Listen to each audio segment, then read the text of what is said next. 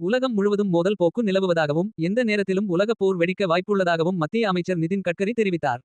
உலகெங்கும் சர்வாதிகாரம் அதிகரித்து வருவதால் உலகம் அழிவை நோக்கி மெதுவாக செல்வதாகவும் அவர் தெரிவித்தார். மேலும் இதனால் அப்பாவி மக்களே அதிகம் பாதிக்கப்படுவதாகவும் அவர் குறிப்பிட்டார். இப்போது உலகின் பல்வேறு பகுதிகளிலும் போர் சூழல் நிலவி வருகிறது. மத்திய கிழக்கில் போர் முடிந்தாலும் அமைதி முழுமையாக திரும்பவில்லை. ரஷ்யா உக்ரைன் மோதல் தொடர்கிறது. சீனா தைவான் இடையே பதற்றம் அதிகரித்து வருகிறது.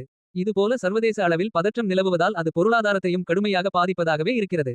நிலைமை கைமீறிச் சென்றால் உலகப் போர் வெடிக்கும் ஆபத்து இருப்பதாகவும் பல்வேறு வல்லுநர்கள் தொடர்ந்து எச்சரித்தே வருகிறார்கள். இதற்கிடையே மத்திய சாலை போக்குவரத்துத்துறை அமைச்சர் நிதின் கட்கரி இது தொடர்பாக சில முக்கிய கருத்துக்களை கூறியிருக்கிறார்.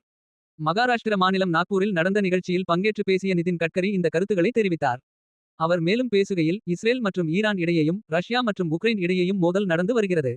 உலகில் இதுபோல பதற்றமான சூழல் நிலவுவதால் உலகப் போர் கூட வெடிக்க வாய்ப்புள்ளது.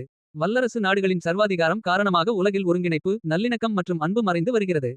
உலகம் முழுவதும் மோதல் போக்கு நிலவி வருகிறது என்றார். உண்மை அகிம்சை மற்றும் அமைதி ஆகியவற்றை உலகிற்கு சொல்லித் தரும் புத்தரின் பூமியாக இந்தியா இருப்பாக புகழ்ந்த கட்கரி இப்போதுள்ள சர்வதேச சூழலை ஆய்வு செய்து எதிர்காலத்திற்கு ஏற்ப சரியான கொள்கைகள் முடிவு செய்யப்படும் என்றார். இஸ்ரேல் மற்றும் ஈரான் மற்றும் ரஷ்யா மற்றும் உக்ரைன் இடையே போர் நடந்து வரும் நிலையில் உலகம் முழுவதும் மோதல் சூழ்நிலை நிலவுகிறது. இந்த இரண்டு போர்களின் பின்னணியில் எந்த நேரத்திலும் உலகப் போர் நடக்க வாய்ப்புள்ள சூழ்நிலை உள்ளது. ஏவுகணைகள் மற்றும் ட்ரோன்களின் பயன்பாடு அதிகரித்துள்ளதால் மேம்பட்ட தொழில்நுட்பத்தால் போர் முறைகள் மாறிவிட்டன. இவை அனைத்திற்கும் மத்தியில் மனிதகுலத்தை பாதுகாப்பது கடினமாகிவிட்டது. பெரும்பாலும் பொதுமக்கள் குடியிருப்புகள் மீது ஏவுகணைகள் வீசப்படுகின்றன. இது ஒரு கடுமையான பிரச்சனையை உருவாக்கியுள்ளது. இவை அனைத்தும் சர்வதேச அளவில் விவாதிக்கப்பட வேண்டிய பிரச்சனையாகவே இருக்கிறது. உலகளாவிய மோதல்கள் மெதுவாக உலகை அழிவை நோக்கி இட்டு செல்கின்றன. சர்வாதிகாரம் காரணமாகவே உலகம் அழிவை நோக்கி செல்கிறது. உண்மை என்னவென்றால் இவை அனைத்தும் மெதுவாக அழிவுக்கு வழிவகுக்கிறது. வல்லரசுகளின் சர்வாதிகாரம் அன்பை மறையச் செய்கிறது என்றார்.